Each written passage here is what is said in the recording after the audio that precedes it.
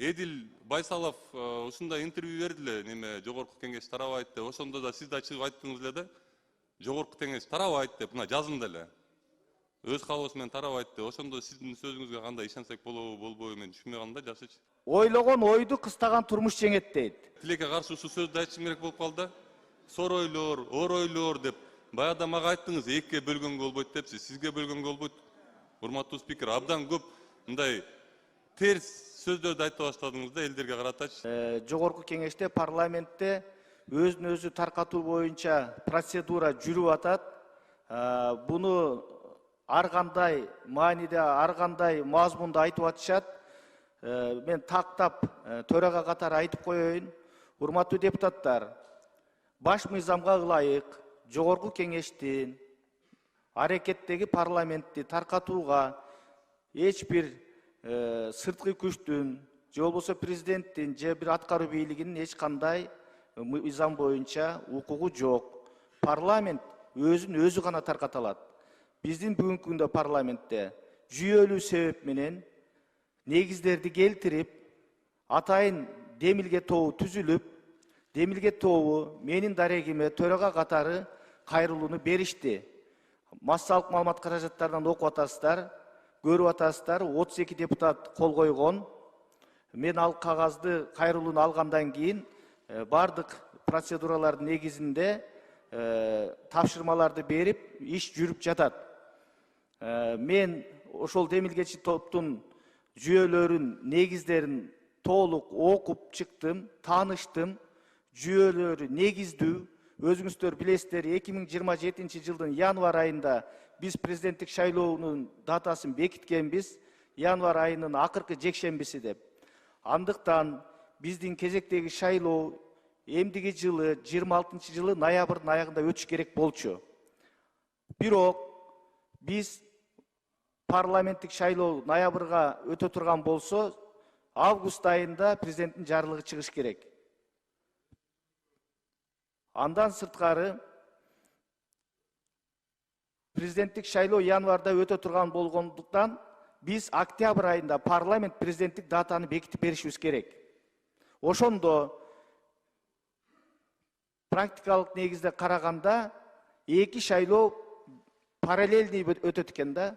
Мындай чоң маанидеги эң негизги шайлоолордун бир эле учурда биринин артынан бири же болбосо экөөнүн катар өткөрүш, бул өзүңүздөр билесиздер, саясий жактан да, экономикалык жактан дагы бир топ маселе жаратат.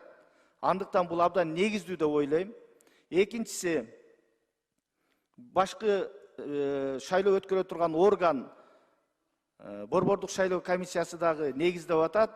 Техникалык жактан эле эмес, физикалык жактан дагы бул оор маселе болот. Андыктан биз сөзсүз түрдө же президенттик шайлоону, же парламенттик шайлоону мөөнөтүнөн мурда өткөрүшүбүз бул негиздүү болмок.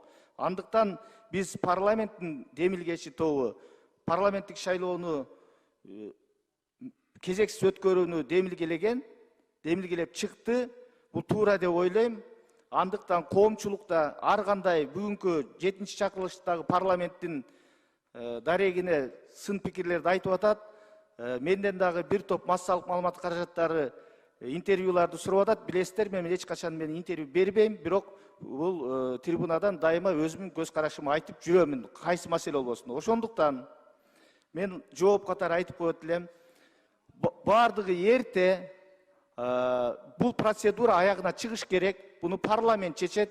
Жогорку кеңеште өз мөөнөтүндө бул маселе каралат. Каралганда жогорку кеңештин жалпы депутаттардын чечимине жараша болот. Андыктан мындай арабанын алдына түшүп алып чуркаган негизсиз деп ойлойм. Бул бир. Экинчиси, бүгүнкү парламентте ушул демилгени көтөргөн депутаттар, же болбосо ошол кезекчи шайлоону колдогон депутаттар шайлоого барганга кандай моралдык укугу болобу, болбойбу деген маселелерди айтып атат. Мен айтат элем, ачык айтканда кээ бир айрым ушундай бир бузуку ой менен коомдун, элдин, өлкөнүн тынчтыгын, ынтымагын ойлобой, жеке кызыкчылык менен ушундай бир кычаштырган сөздөрдү жазуу, айтуу бул акылга сыйбайт. Эгерде ошончолук эле сындай турган болсо, элдин таразасын көрө турган болсо, мен айтат элем, ошо коомчулуктагы айтып аткан тез пикирлерге барыңыздар, шайлоого катышыңыздар. Эл баасын берет. Элден өткөн тараза жок.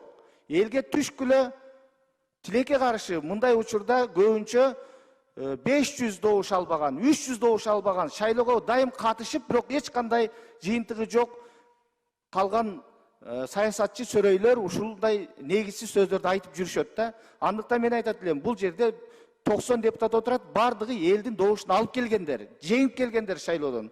Ошол шайлоодон жеңип келген адамдарга, жеңилип калган адамдардын айткан сыны бул моралдык жактан дагы негизсиз деп ойлойм. Ошон үчүн шайлоо таза өтөт. Мына биз буну көрсөттүк, өзүңүздөр билесиздер. 21 жылы парламенттик шайлоо таза өткөн үчүн, адилет өткөн үчүн ар кайсы көз караштагы партиялар, жеке кандидаттар өтүп келди.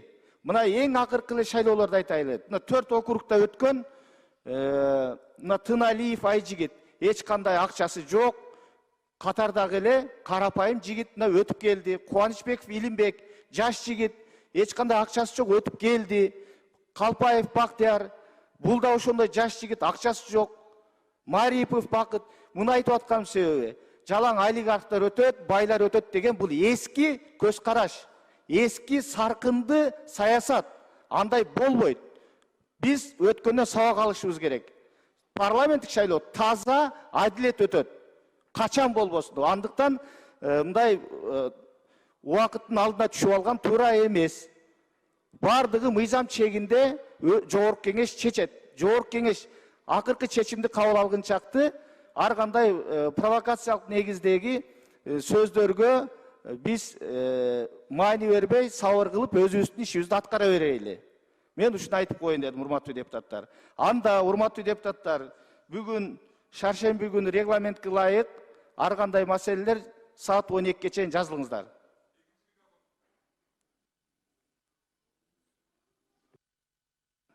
Экинчи микрофон. Саламатсыздарбы?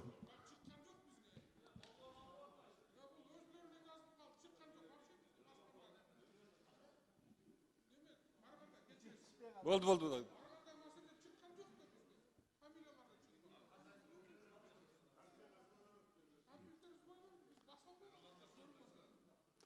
Урматтуу спикер, азыр могу неме процедурный сүйлөп коюңчу. Урматтуу депутаттар, анда кайрадан аппарат башынан кайрадан бериңиз. Процедурный сүйлөп коюн, мен процедурныйга чыккандан кийин добушка коюп койдуңуздар. Берем.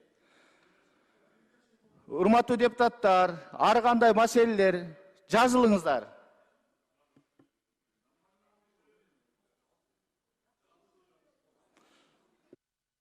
Экинчи микрофон. Урматтуу спикер, менске тилекке каршы ушул сөздү айтышым керек болуп калды. Соройлор, оройлор деп баягыда мага айттыңыз, экиге бөлгөнгө болбойт депсиз, сизге бөлгөнгө болбойт. Урматтуу спикер, абдан көп мындай терс сөздөрдү айта баштадыңыз да элдерге каратачы. Орой, сорой, тиги кандидаттар деп, эми сиз спикерсиз, урматтуу спикер. Сизге андай сөз жарашпайт. Баягыда да мага мен тарапка да абдан катуу айттыңыз. Тантып сүйлөп берип, андай мындай деген сөздөр чыгып кетти. Өзүңүз анча болбойт да анда, урматтуу спикер. Сизге сиз деген президенттен кийинки эле экинчи адамсыз Кыргызстандачы. Ошону айтып кетейин дейм. Анан экинчиден баягы Эдил Байсалов ушундай интервью берди эле, неме жогорку кеңеш тарабайт деп. Ошондо да сиз да чыгып айттыңыз эле да. Жогорку кеңеш тарабайт деп, мына жазында эле. Өз каалоосу менен тарабайт деп. Ошондо сиздин сөзүңүзгө кандай ишенсек болобу, болбойбу мен түшүнбөй калдым да, жакшычы. Рахмат. Рахмат. Биринчиден, ойлогон ойду кыстаган турмуш жеңет дейт. Ал убакта биз айткан учурда, мен айткан учурда мыйзам кабыл алынган эмес, президенттик шайлоонун датасы да белгиленген эмес. Кийин мыйзам менен бекитилди, демек өзгөртсө болот. Бул жашоодо өзгөрбөгөн бир гана ыйык Куран. Башкасын бардыгын шартка жараша, кырдаалга жараша өзгөртүүгө болот. Андыктан мен айтып коеюн, андан мындай кыйкым издештин такыр кереги жок. Андан сырткары, сырттан бир көрсөтмөлөр, талкуулор аткаруу бийлиги тарабынан болуп атат дейт. Бул да негизсиз. Эч кандай аткаруу бийлигинин дагы президенттик администрациянын да тиешеси жок. Бул парламенттин ички иши. Парламент өзү чечет. Мен ушул сөздөргө да кескин жооп берип коеюн. 5-чи микрофон. Рахмат Масалиев, бүтүн Кыргызстан фракциясы. Урматтуу төрага, азыр жанагы биз кезекке жазылдык эле. Эмне себептен кайра дошко коюп койдуңуз? Өзгөрүлүп кетти да. 16-чы болгон 25-чи болуп калды. Бул эмне себептен? Балбак суранган эле кайра дошко койдуңузбу? Мен сурат элем, сизден ошо тизмени кайра ордуна коюп коюңуз. Туура эмес да. Балбак айтса эле ишке ашабы? Жок, Исхак Абсаматович, эми мына коллегалар бир эле Балбак мырза эмес, бул жактан да айтышып атпадыбы? Иштебей калды деп. Ошон үчүн мен кайрадан койдум. Эми азыр сиз айттыңыз, сизди койсом дагы айтат. Жумушту баштай берейлиби? Болду. Анда урматтуу депутаттар, жазылган боюнча кетебиз. Сөз Ажыбаев Чыңгыз Ильяскожоевичте.